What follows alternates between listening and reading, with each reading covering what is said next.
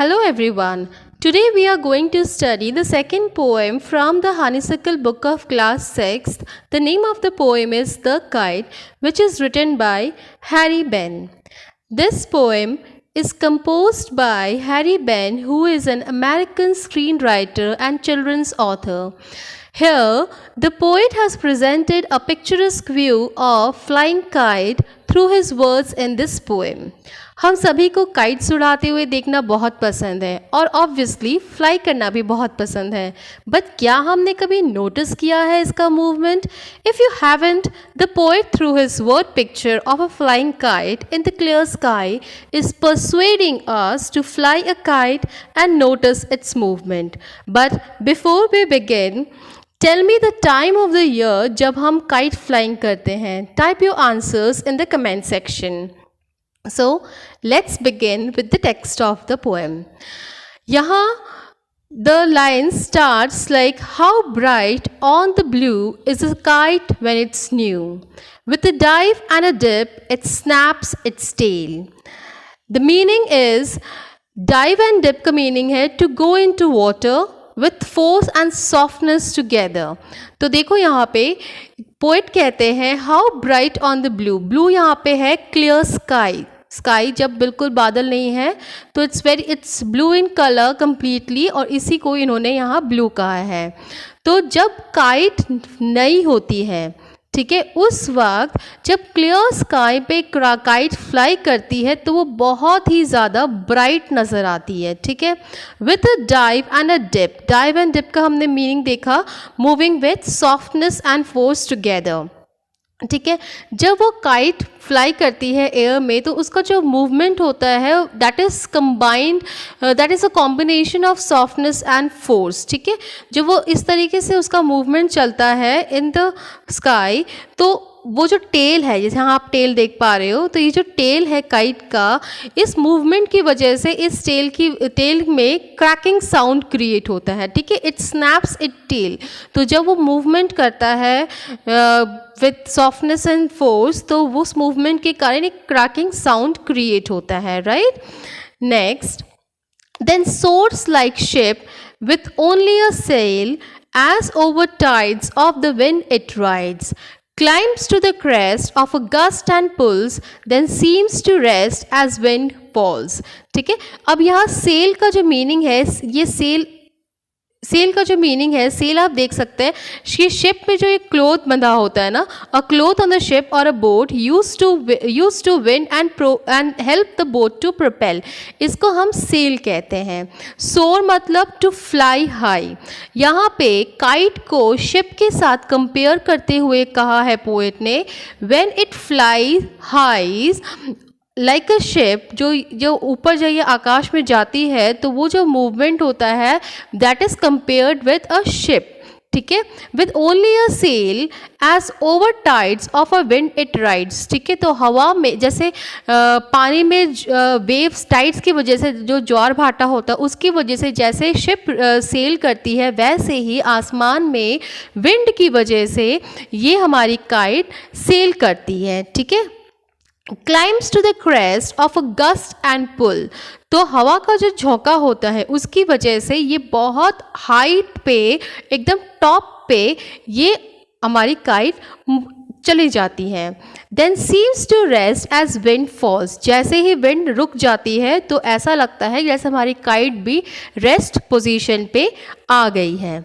ठीक है, next, when string goes slack, you wind it back and run until a new breeze blows and its wings fill and up it goes. Right? तो जब यहाँ एक जो kite है वो एक स्ट्रिंग से टाइड होती है. ठीक है, जो हमारे हाथों में हम पकड़े होते हैं. ठीक है, ये स्ट्रिंग से टाइट होती है. when string goes slack, you wind it back. जो वो स्लैक मतलब होता है लूज. जब ये स्ट्रिंग लूज हो जाती है तो हम क्या करते हैं, हम उसको लपेट लेते हैं हमारी चरखी पे. You wind it back, you roll it back and run until a new breeze blows, और हम उसको पकड़ के तब तक भागते रहते हैं जब तक एक वापस दोबारा से हवा नहीं चलती है। एंड इट विंग्स फिल्स, तो इसकी जो विंग्स होते हैं वो हवा से फिल हो जाते हैं। एंड अप इट गोज, ठीक है, जैसे ही इसके विंग्स हवा से फिल हो जाते हैं तो ये काइट ऊपर की तरफ चढ़ने लग जाती है।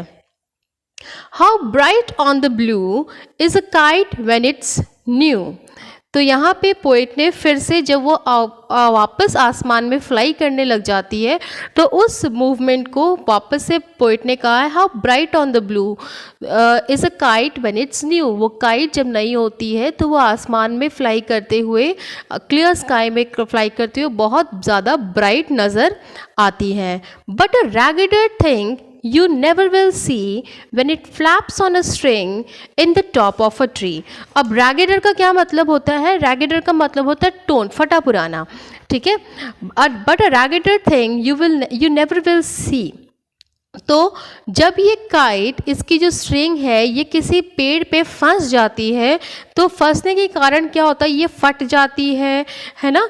तो ये जो टोन्ड आउट पुअर थिंग है, टोन जो काइट है, इस सीन को आप कभी भी देखना पसंद नहीं करेंगे, ठीक है। जब वो ट्री पे फंस जाती है अपने स्ट्रिंग के साथ, फ्लैप्स मीन्स टू फ्लटर, तो जब यहाँ फंस जाती है तो ये जो पुअर थिंग है, जो फटा हुआ सीन, वो फट जाती है काइट, तो इस सीन को आप कभी भी देखना पसंद नहीं करेंगे, ठीक है। तो यहाँ पे पोइट ने यही बताया है कि जो ब्यूटी ऑफ काइट है वो तब तक ही है जब तक वो आसमान में फ्लाई करती है, और जब वो कहीं फंस जाती है तो वो फट जाती है एंड वो उसकी ब्यूटी ख़त्म हो जाती है और वो एक पुअर कंडीशन में आ जाती है जो कि कोई भी देखना पसंद नहीं करता है, ठीक है। तो beauty lies when the kite is in flying condition, ठीक है। तो पोएम यहाँ हमारा ख़त्म होता है। Next we will see the exercise of this poem. List out the action words in the poem. अब यहाँ पे जो एक्शन वर्ड्स हैं, जो वर्ब्स हैं, उनको हमें फाइंड आउट करना है, उनका हमें मीनिंग बताना है, ठीक है। तो 2-3 यहाँ पे दिए हुए हैं। First is dive, dip, snaps, ठीक है। तो 3 यहाँ पे दिए हुए हैं। You have to find the meaning of this words also. और जो नेक्स्ट एक्शन वर्ड जो हमने इस पोएम में देखे थे वो है, उसमें यहाँ पे हम लिखेंगे क्लाइंब, ठीक है। और क्या है, और है हमारा blows, next is soars, then rides और फॉल्स। तो these are the action words used in this poem. अब क्लाइम्स का मतलब होता है टू गो अप, ऊपर की तरफ जाना। ब्लो का मतलब होता है हिट। सोर का हमने देखा था फ्लाई, टू फ्लाई। राइड का to sit on the back of something, किसी के बैक पे बैठ जाना। फॉल्स का मतलब होता है to drop down. So I hope you have noted these are the action words used in the poem and I have told you the meaning also. Next question is, read these lines from the poem. Then soars like a ship with only a sail. The movement of a tailless kite is compared to a ship with a sail. ठीक, this is called simile. तो ये एक poetic device होता है simile, ये use होता है comparison के लिए, राइट। ये कंपैरिजन के लिए यूज होता है। तो यहाँ पे हमने पहले देखा था कि शिप, ये काइट को शिप के साथ कंपेयर किया गया है with the use of the word like.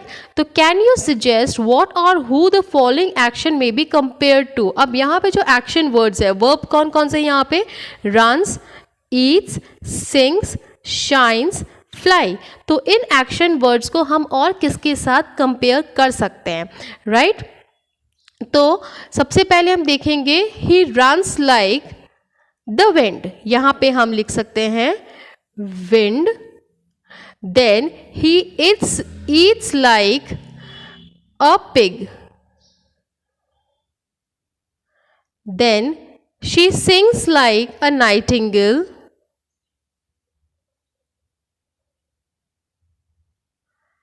And it shines like a star and it flies like a bird। तो these are the things to which we can compare this action words. Runs को हमने wind के साथ compare. I'm repeating it again if you are unable to understand what is written. He runs like the wind, the भी लिखना है यहाँ पे, और it eats like a pig. She sings like a nightingale. It shines like a star. Shine यहाँ पे action word है. It flies, यहाँ पे action word है fly. It flies like a bird. ठीक है?